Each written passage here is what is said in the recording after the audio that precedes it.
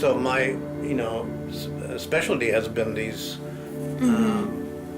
mushrooms and drugs. Yeah, right. I know you've been studying expanded state of consciousness since 50 years. 50 years. 50. More of my life than not. So. Well, I know that after 60s, lots of people had very expanded experience, and there was a hippie times, and then they started to organize social movements and environmental movements. When they would come out of it, 60s, yes, they feel that they want to change something. Yeah, that's true of the individual too. That's true of every individual, So, you might go to a meditation retreat and, have some insight and make some changes. Or you might go to a therapist and because you feel you've got a problem with alcohol, or you've got a problem with your husband or your children or whatever it is, and then you might want to make some changes. There's the process of healing that you're engaged in, and the process of insight and learning, and then there's the process of applying what you've learned and making the changes that you choose to make. Inside, people take ayahuasca. I hear this story all the time. Yes. People take ayahuasca. They go to the Peru, and they go with the shaman. They spend 6 days, and they drink, and they fast, and they purge, and they throw up all this stuff, all the toxic stuff in their life. I've always wondered why, for a long time, why in ayahuasca, why it's so popular in terms of the purging, and people sort of idealize the purging as if it was. And I finally realized that I think the reason is because in general there's so much toxicity in your life, and when you purge with ayahuasca, it's not like you're sick. You see, normally we only throw up when we're sick. Yeah.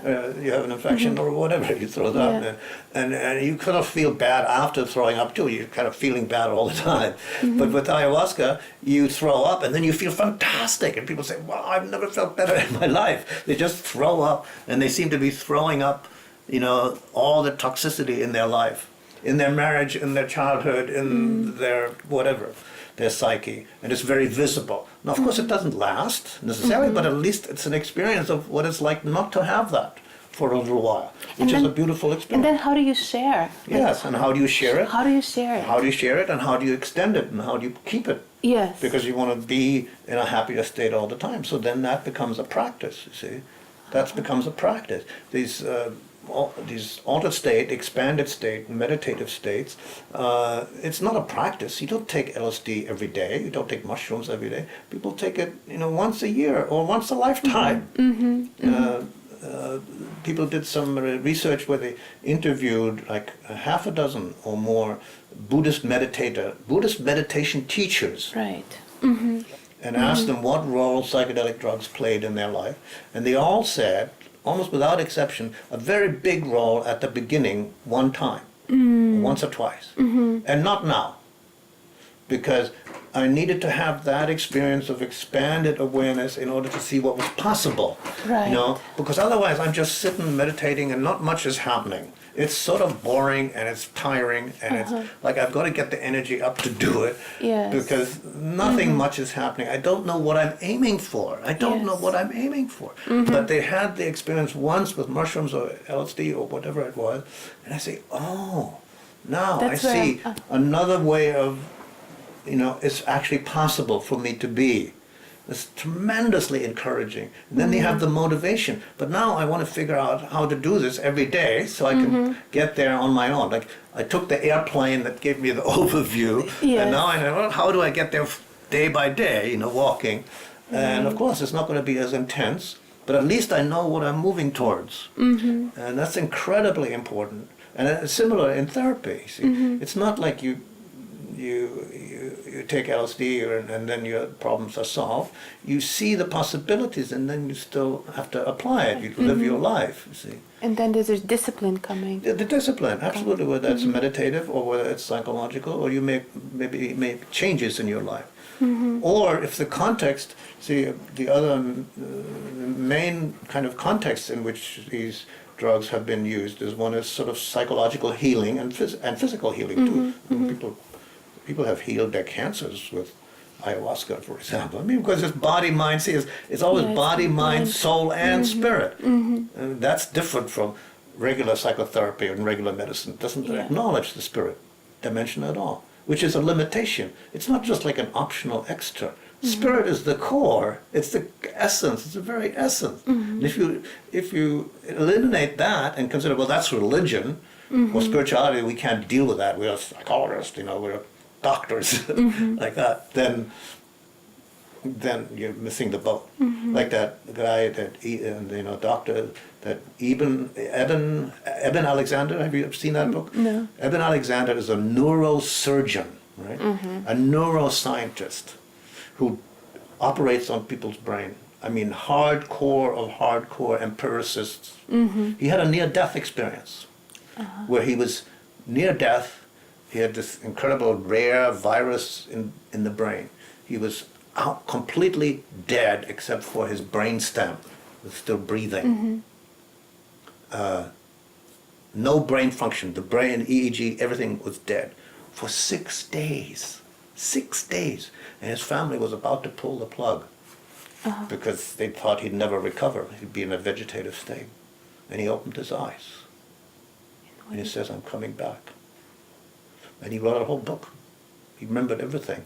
See, it's interesting that a near-death experience, which is completely impossible according to the modern scientific worldview. After they all say, well, we don't know, so let's assume nothing happens. Which is actually illogical, because when you don't know, you don't assume nothing. That's not knowing. That's saying nothing has happened. Yes. You see, being truly open would say, well, we don't know, and but then the fact is, you listen to the people who have actually died. They've actually died. That their heart has stopped, and then they come back, and they say, well, no, it's very different than I thought before. This is a neuroscientist. He goes through a dozen lists of how he might have explained this experience away. And he's trying to explain. Yeah, of course. He's the authority. He's the one that people would go to about, well, you know what brain function is. He could and he dismissed them all. Wow. Because he met spirits, he met spirits, the immortal spirits of his relatives and his child and angelic beings, non-human beings. And he says, I know what I know. And that's what people say. I say, you can say I'm crazy. And it's interesting, every year, practically every year, there's another near-death experience that gets published. They always go to the bestseller list, the top of the bestseller list. Why? Why? Because people want to know what's going to happen. Yes. And they don't know. But it is changing. I think the mass consciousness is changing about that. And the psychedelic drugs, the consciousness expanding drugs, have contributed to that. Government approval given for research on people that have been given a death sentence. They basically have been told they've got this inoperable cancer, they're going to be dead in 3 months or whatever. So, there's legal. nothing more we can do. So there's no pretense that taking the drug, like psilocybin or LSD, is going to change your cancer. It's not going to do that. And this is for just getting into a different state of mind. Which is actually kind of, I think, an institutional breakthrough from the point of view of medicine. Because doctors generally, the medical system won't approve a drug unless it cures some illness, and it's not going to cure any illness, you see. Yes. It's actually a slight opening in the paradigm to alleviate the fear of death And that's what people say. And I say, yes, I know I'm dying, and I don't know what's going to happen, but, I'm okay. And that's a huge thing. Yes. What an incredible thing that is. Because everybody knows they're going to die, and all the systems and all the religions, the science, first of all, science says nothing's going to happen. So tough luck, it's going to be over, basically. Who cares? Yeah. And then the religions, then do people really believe the religions? I don't know, you see. It's very contradictory, it's very confusing. Judaism doesn't say very much. The only ones that say, talk about reincarnation are Hindus and Buddhists. Most Westerners think reincarnation is a joke.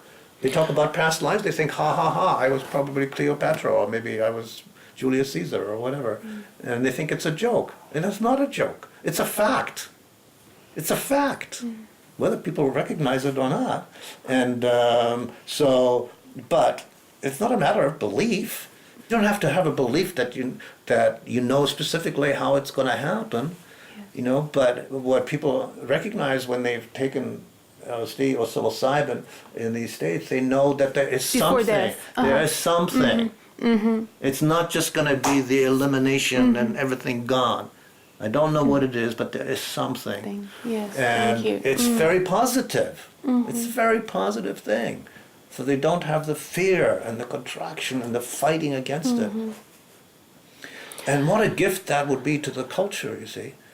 Because, that's why I think I connected to the fact that these near-death experiences accounts are so popular. Because many people are not going to take a drug, but, and could say, well, I don't really need to take a drug, or they have expanded states of consciousness, but they all know, everybody knows they're going to die. That's the one inescapable fact of our existence, you see. And so it's something to think about, isn't it? Yes, definitely. And it's a switch of a medical paradigm. It's a huge switch. Getting out, we're locked into this materialist paradigm. The 60s, the 60s was a kind of a revolution in consciousness, or rather I would say an evolution and expansion of consciousness on the cultural, social level.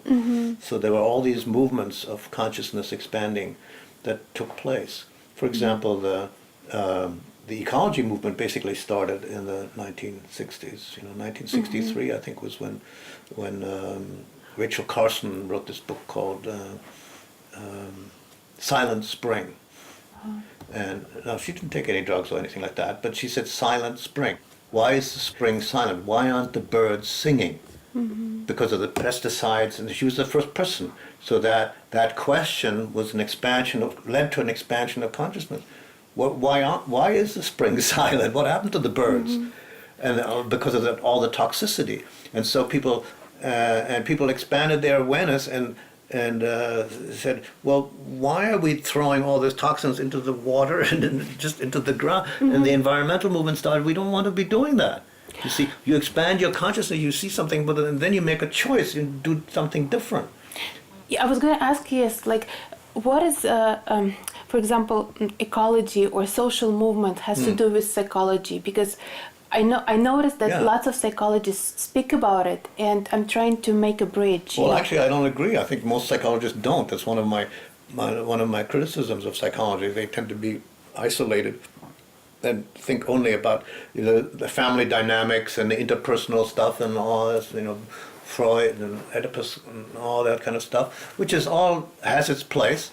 But they don't think about the ecological situation. That was in fact the main point, the theme of my book, Green Psychology, and other people have said the same thing. But so I would say at the social level, because you can talk about a kind of, not so much a state of consciousness, but a sort of a general atmosphere of consciousness.